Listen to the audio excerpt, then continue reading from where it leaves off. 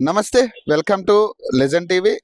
కేటీఆర్ అరెస్ట్కి సంబంధించి నిన్న ఏదైతే ఎఫ్ఐఆర్ ఫైల్ అయిన దగ్గర నుంచి కూడా కొంత చర్చనీయాంశం అవుతా ఉంది. ఆయన కూడా దీని మీద ప్రెస్ మీట్లో క్లారిటీ ఇచ్చే ప్రయత్నం చేశారు. అలాగే అసెంబ్లీలో దీని గురించి చర్చించాలి, ఖచ్చితంగా నేను ఆధారాలన్నీ కూడా బయట పెడతా అంటూ కూడా ఆయన చెప్తా ఉన్నారు. దాని గురించి తీర్మానం కూడా పెట్టండి అంటూ కూడా ఆయన అడుగుతా ఉన్నారు. మరి దీనికి సంబంధించి ఒక పక్క అసెంబ్లీ వాడివేడిగా జరుగుతూ ఉంది. ఇటు బీఆర్ఎస్ శ్రేణుల్లో కావచ్చు, అటు అభిమానుల్లో కావచ్చు కొంత చర్చ జరుగుతూ ఉంది దీనికి సంబంధించి. అందులో కూడా తెలంగాణ భవన్ చుట్టూరు కూడా పోలీసులు మోహరించిన పరిస్థితి. మాట్లాడదాం. నమస్తే అండి. నమస్తే. ప్రస్తుతానికి అయితే తెలంగాణ భవన్ చుట్టూరు చూస్తూ ఉంటే పోలీసు బలగాలు మోహరించిన పరిస్థితి కనపడతా ఉంది. మరి అంటే ఈరోజు అరెస్ట్ చేసేలా కనపడుతుందా లేకపోతే ఏంటి? అరెస్ట్ చేద్దామని అనుకుంటున్నాడు. ఎప్పటి నుంచి అనుకుంటున్నాడు? డిసెంబర్ 9వ తారీఖు నుంచి అనుకుంటున్నాడు. ఇప్పటిది కాదు ముచ్చట, ఈ కుట్ర ఇప్పటిది కాదు. ఆయన అధికారంలోకి ఎక్కిన దగ్గర నుంచి ఫస్ట్ ఏమన్నారు, కాళేశ్వరంలో లక్షల కోట్ల అవినీతి జరిగింది అన్నారు, కేసీఆర్ని అరెస్ట్ చేస్తామని చెప్పిండ్రు. తర్వాత విద్యుత్ ఒప్పందంలో అది జరిగింది అని అన్నారు, కేసీఆర్ని అరెస్ట్ చేస్తామని చెప్పారు. తర్వాత ఫోన్ ట్యాపింగ్ అన్నారు, కేటీఆర్ని అరెస్ట్ చేస్తామని చెప్పిండ్రు. ఒక మహిళా మంత్రిని ముందట పెట్టి నీచమైన బూతు పజాదాలంతో ఏదో చేయాలని చూసిండ్రు. ఆయన నీలాప నిందల పాలు చేద్దామని చూసిండ్రు. అది బూమ్రంగై వాళ్ళ మీదకే పడ్డది. ఇంకొకటి ఏంటంటే జన్వాడ ఫామ్ హౌస్ ఏదైతే జరిగిందో అక్కడ కేటీఆర్ గారిని ఇరికించాలని చూసిండ్రు. అది కూడా బూమ్రంగై వాళ్ళ మీదనే పడ్డది. ఇప్పుడు ఏంటంటే లగచెర్లలో జరిగిన సంఘటనలో కేటీఆర్ గారిని ఇరికించాలని చూసిండ్రు. అది కూడా అయిపోయింది. ఇప్పుడు మళ్ళా ఇదేంటి, ఈ ఫార్ములా రేసు ఏదైతే హైదరాబాద్ నగరాన్ని అంతర్జాతీయంగా కీర్తి ప్రతిష్టలు తెచ్చే విధంగా ఒక చిత్రపటంలో ఇట్లా తీసుకొచ్చిన ఈ రేస్ ని ఇప్పుడు కేటీఆర్ అవినీతి జరిగింది, అవినీతి చేసిండు, పైసలు అది మారినాయి, అది ఇదని చెప్తున్నారు. ఎవరి పైసలు ఎక్కడ మారినాయి, ఏం చేసిండ్రు? నిన్న కేటీఆర్ గారు స్పష్టంగా చెప్పిండ్రు కదా, అరటి పండు తొక్క వలిచి నోట్లో పెట్టినట్టు చెప్పిండు. ఫీజు కట్టినాము, ఎంట్రీ ఫీజు కట్టినాము, మీరు కావాలంటే నెక్స్ట్ మీ ప్రభుత్వం వచ్చినా మా ప్రభుత్వం వచ్చినా హైదరాబాద్ బ్రాండ్ ఇమేజ్ పెరగాలంటే ఈ ఫార్ములా రేస్ రావాలి అనే ఉద్దేశంతో కట్టినామని చెప్పిండ్రు. ఇక ఎవరి చేతులు మారినట్టు? ఎవరి చేతగానితనం వల్ల ఈ ఫార్ములా రేస్ నిర్వహించలేదు.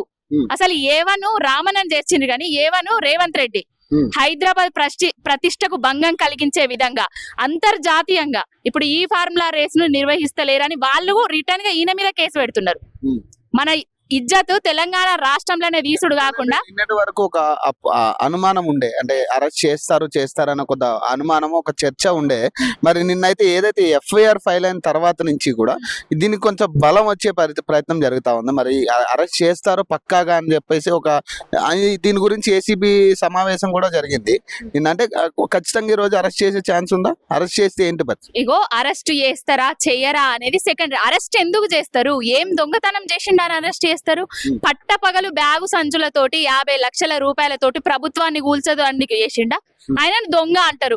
ఈయనను హైదరాబాద్ ను అంతర్జాతీయంగా బ్రాండ్ ఇమేజ్ పెంచడానికి చేసిన దాన్ని షేర్ అంటారు కదా, కేటీఆర్ గారిని దొంగ అంటారా? ఆయన దొంగ అందరిని దొంగ అని చేస్తున్నాడు. ఇప్పుడు దొంగనే కదా అంటున్నారు. ఎవరంటున్నారు? రేవంత్ రెడ్డి ఒక్కడంటే సరిపోతుందా?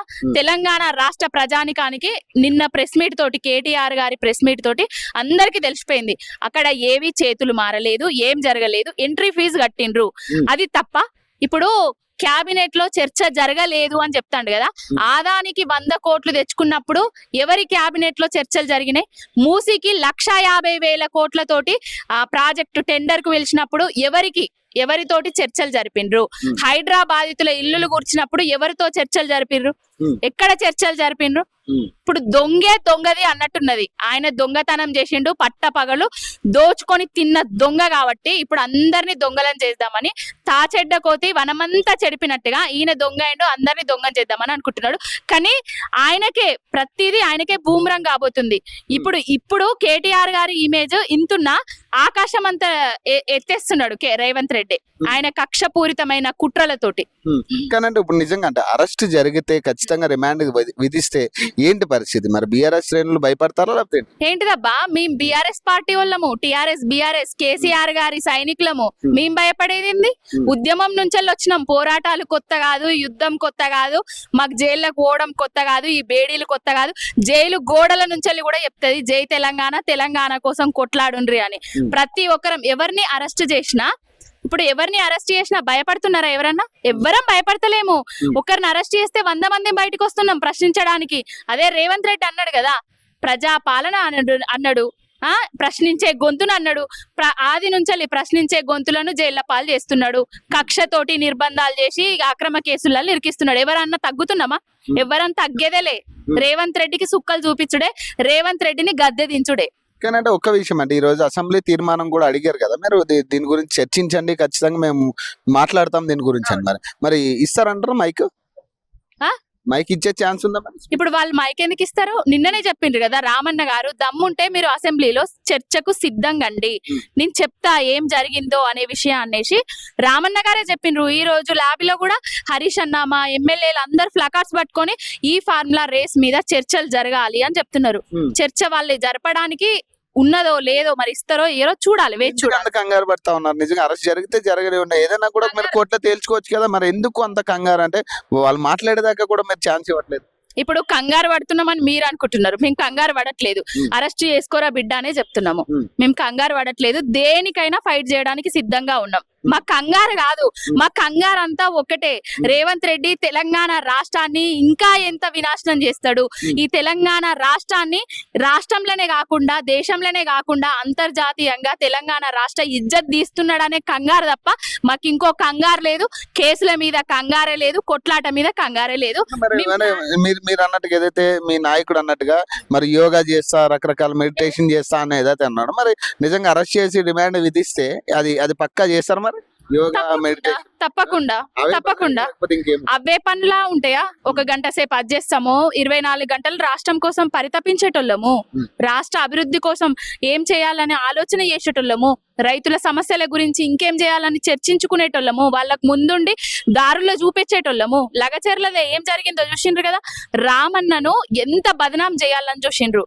భూమిరంగై నిన్న వాళ్ళందరూ విడుదల కావడం జరిగింది. ఈ రోజు కూడా 17 మంది రైతన్నలు విడుదలయ్యి ప్రభుత్వానికి వ్యతిరేకంగా నినాదాలు చేసుకుంటా బయటికి వచ్చిర్రు. కొడంగల్ నియోజకవర్గం నుంచెల్లే రేవంత్ రెడ్డి పతనం స్టార్ట్ అయింది. యోగా చేస్తాము, యోగా తోటి వీళ్ళకి ఏం చేయాలనో కూడా అది చేస్తాము.